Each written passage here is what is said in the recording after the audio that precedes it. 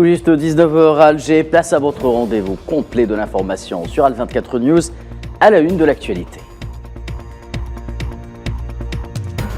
Le chef de la diplomatie algérienne en visite d'État aux États-Unis rencontre les opérateurs économiques américains. Dans un message adressé à cette occasion, Attaf incite les investisseurs US à faire cap sur le marché algérien.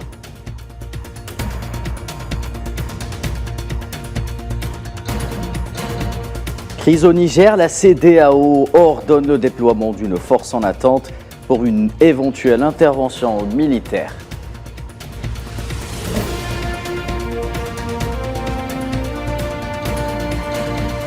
Et à la suite de cette annonce plutôt inattendue au Niger, nous irons voir du côté de Niamey quelle a été la réaction de la rue.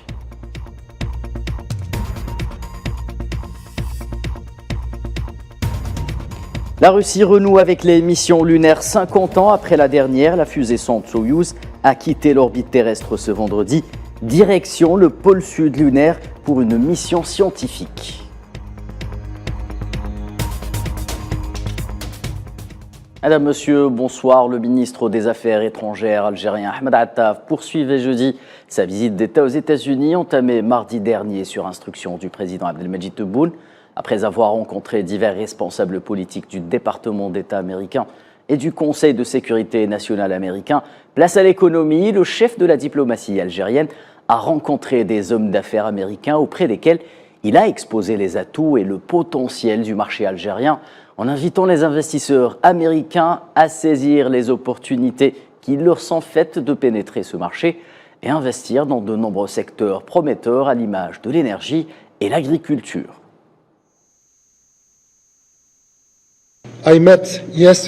J'ai rencontré hier le secrétaire Blinken, avec qui j'ai eu un échange très fructueux, aussi franc que plein d'attentes, de confiance et d'optimisme. Et laissez-moi vous dire que vous avez fait l'objet d'une bonne partie de notre conversation. En effet, nous nous sommes mis d'accord sur la nécessité de renforcer la présence des investisseurs américains en Algérie, qui, je crois, peuvent jouer un rôle déterminant dans la modernisation, la dynamisation et la diversification de notre économie, tout en favorisant le rapprochement entre nos deux nations amies.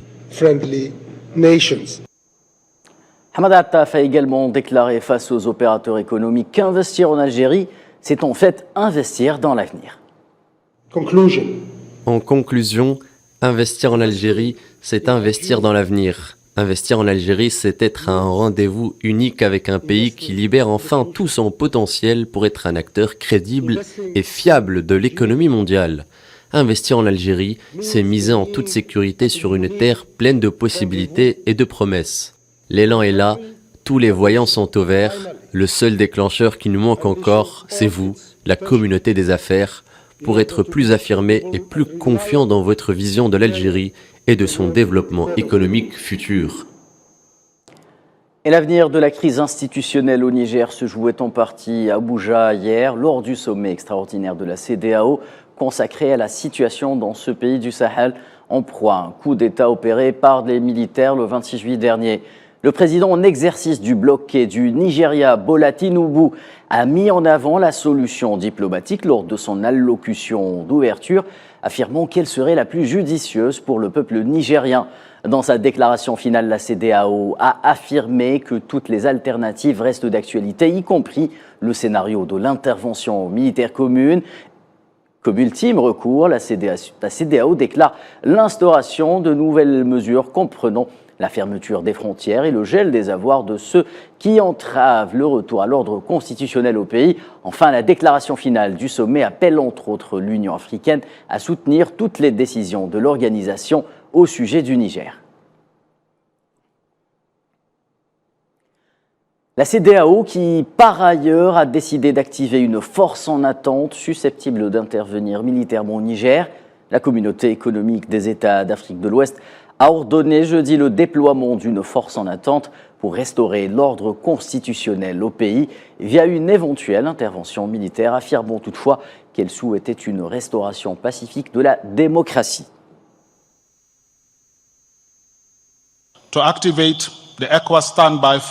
Nous ordonnons au comité du chef d'état-major de la défense d'activer immédiatement la force en attente de la CEDEAO avec tous ses éléments.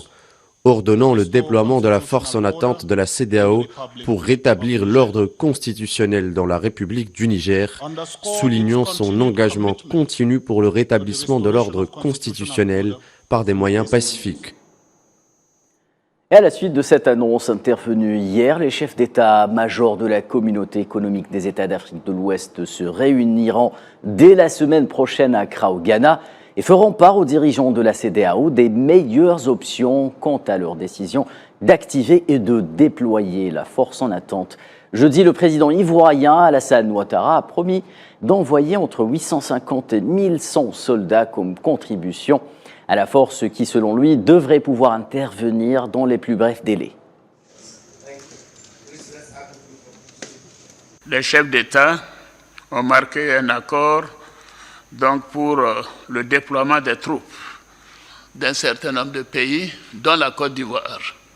La Côte d'Ivoire fournira un bataillon et a pris toutes les dispositions financières pour l'opération. Si elle doit durer 3 mois, les provisions seront faites au niveau budgétaire pour que nos soldats et nos officiers qui participeront à cette opération ne manquent de rien. Donc la Côte d'Ivoire est prête et je viens de donner instruction au chef d'état-major général des armées de commencer la mobilisation de ces troupes pour leur participation à cette opération de la CEDEAO. Et que pensent les Nigériens de tout cela? Ils sont déjà nombreux à avoir réagi dès hier à l'annonce de la CEDEAO au terme de son sommet extraordinaire. À Niamey, la rue trouve inconcevable que des États africains puissent leur faire la guerre et s'interroge sur les origines réelles de ces intentions belliqueuses. Leïla Gertal. Contre toute apparence extérieure, les rues de Niamey inspiraient le calme en ce 10 août 2023. Pourtant, à quelques kilomètres de là, dans la capitale nigériane Abuja, le sort du pays se discutait entre une poignée de chefs d'État africains. Les chefs de la communauté économique des États d'Afrique de l'Ouest étaient en conclave pour décider de la marche à suivre concernant l'affaire du coup d'État intervenu le 26 juillet dernier. Dans un premier temps, c'est le patron de la CEDEAO, Ahmed Bola Tinubu, président du Nigeria, qui donne le ton. La CEDEAO dit vouloir donner une chance à la diplomatie. Réaffirmons notre engagement sans relâche en faveur de la démocratie, des droits de l'homme et du bien-être du peuple nigérien. Il est crucial que nous donnions la priorité aux négociations diplomatiques et au dialogue comme fondement de notre approche.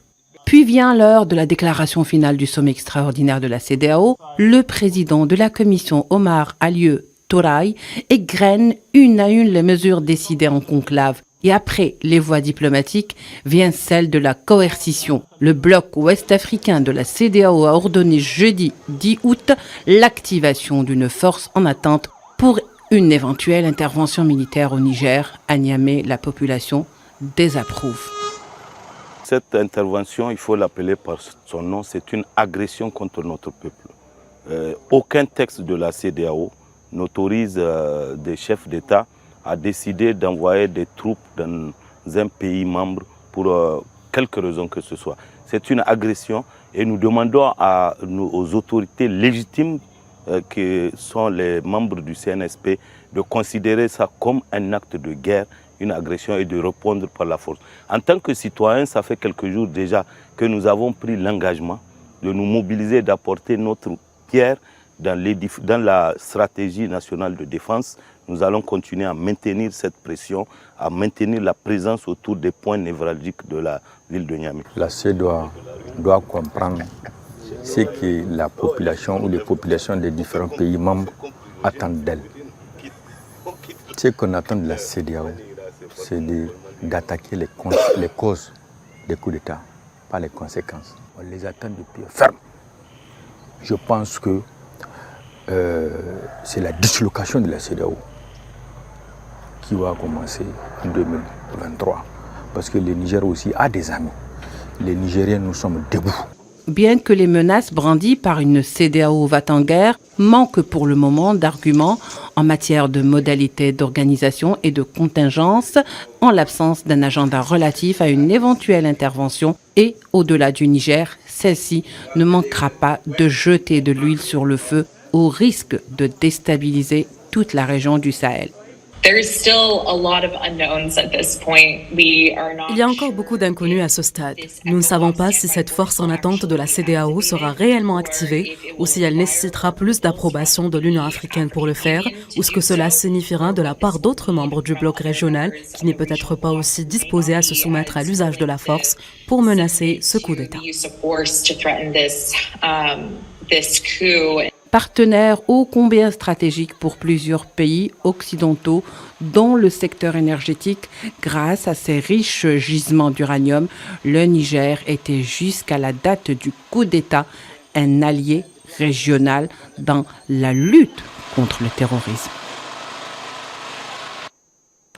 Le président de la Commission de l'Union africaine, Moussa Faki, dans un communiqué de l'UA diffusé vendredi, a appelé les militaires ayant pris le pouvoir au Niger à mettre un terme à la tension avec la communauté économique des États de l'Afrique de l'Ouest.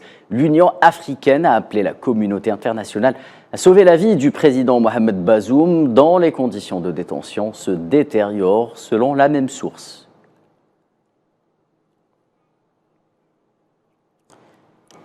Et les inquiétudes, justement, autour des conditions de détention du président Mohamed Bazoum et de sa famille, elles suscitent de plus en plus de réactions, parfois vives, au sein de la communauté internationale. Après le secrétaire général des Nations Unies, c'est au tour du chef de la diplomatie européenne, Joseph Borrell, et du secrétaire d'État américain, Anthony Blinken, de réitérer encore une fois leur préoccupation quant à la situation du président.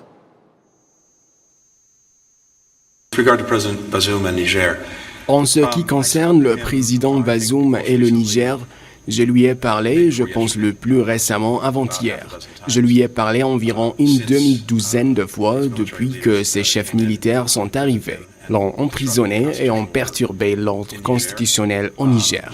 Nous sommes profondément inquiets pour lui, pour sa famille, pour sa sécurité et son bien-être. Nous avons également fait savoir aux chefs militaires que nous les tiendrons responsables de sa sécurité et de son bien-être. Nous avons brièvement évoqué l'avenir du pays et nous sommes tous les deux concentrés sur la même chose, qui est la restauration de l'ordre constitutionnel. Voilà en ce qui concerne le dernier développement dans le dossier nigérien. Dans le dossier libyen, l'envoyé spécial des Nations Unies, Abdoulaye Bathily, a exhorté le nouveau président du Haut Conseil d'État libyen, Mohamed Tekala, d'œuvrer ardemment à la conclusion d'un accord large susceptible de sortir le pays de l'impasse politique prolongée. Lors d'une première rencontre entre Bathily et Tekala jeudi à Tripoli, et après l'avoir félicité pour son accession à la tête du HCE libyen, Bathily a déclaré dans un tweet avoir exprimé au nouveau président du Conseil ses intentions à travailler ensemble pour aboutir à des élections générales qui satisfassent les aspirations des Libyens à choisir leurs représentants et unir leurs institutions au profit d'une paix et d'une stabilité durable.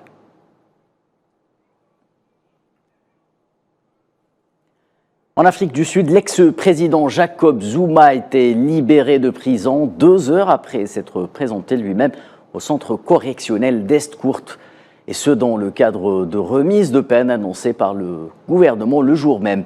Le mois dernier, la plus haute cour sud-africaine avait réitéré que Jacob Zuma devrait retourner en prison pour finir de purger une peine de 15 mois pour outrage, rejetant un appel qui demandait qu'il en soit épargné. Zuma, pour rappel, justement, était condamné en 2021 à 15 mois de prison pour outrage à la justice.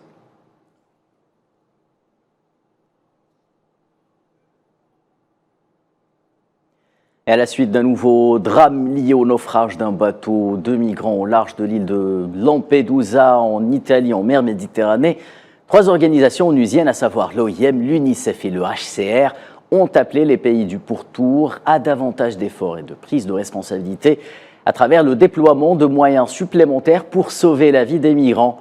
Elles ont également insisté sur la création de mécanismes de recherche et de sauvetage coordonnés. Dans le dossier palestinien, le jeune Mahmoud Jihad Jarrad est tombé en martyr, ainsi que 4 autres jeunes qui ont été blessés tôt vendredi sous les balles des forces de l'occupation sioniste lors d'une nouvelle incursion dans le camp de réfugiés de Toul-Karam, dans le nord de la Cisjordanie occupée. Âgé de seulement 23 ans, Mahmoud Jihad a rendu l'âme après avoir été mortellement blessé par un soldat des forces sionistes à balles réelles dans la poitrine. Les 4 autres jeunes ont été blessés respectivement à l'abdomen, au bassin, aux pieds et à l'épaule.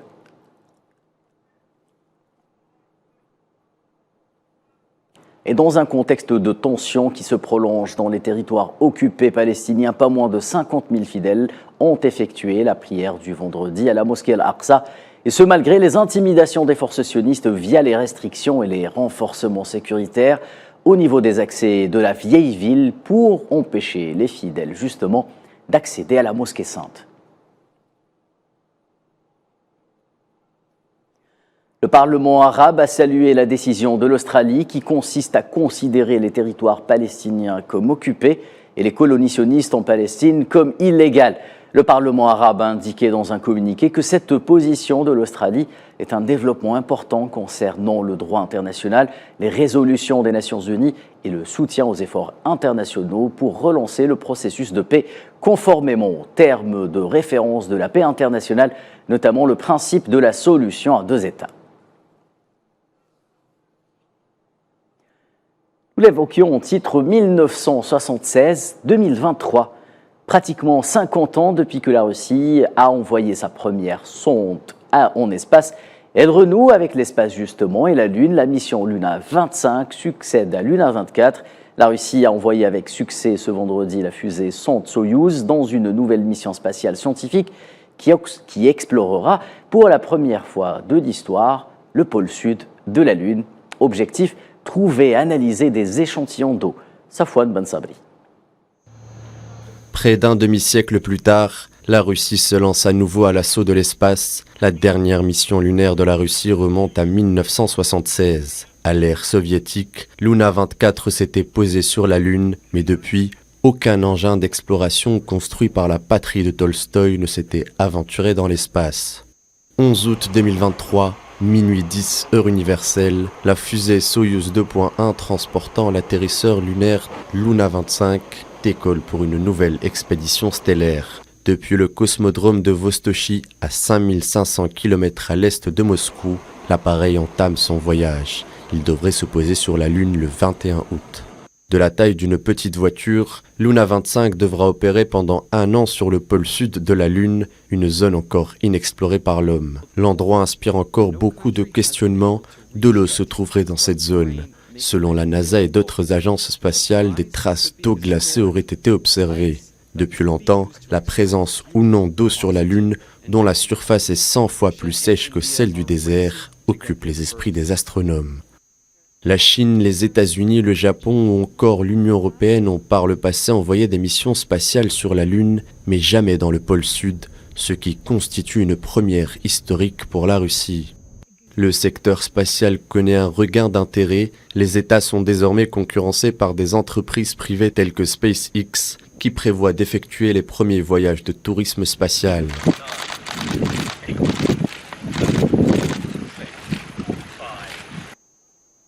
Et dans le cadre d'un accord d'échange de prisonniers, l'Iran a annoncé la libération de 5 ressortissants américains de la prison d'Evin à Téhéran. L'annonce a été faite jeudi par la mission iranienne auprès des Nations Unies, selon l'agence IRNA, et ce en contrepartie de fonds iraniens gelés en Corée du Sud d'un montant de 6 milliards de dollars qui seront débloqués et transférés au Qatar. Le département d'État était en contact avec les 5 Américains. Nous leur avons parlé aujourd'hui. Je pense qu'ils sont, inutile de le dire, très heureux d'être sortis de prison. Mais nous voulons nous assurer que nous terminons ce processus et important et faire en sorte qu'ils rentrent chez leur famille. Ainsi s'achève ce bulletin d'information. Merci de votre fidélité. Excellente soirée sur Al24 News.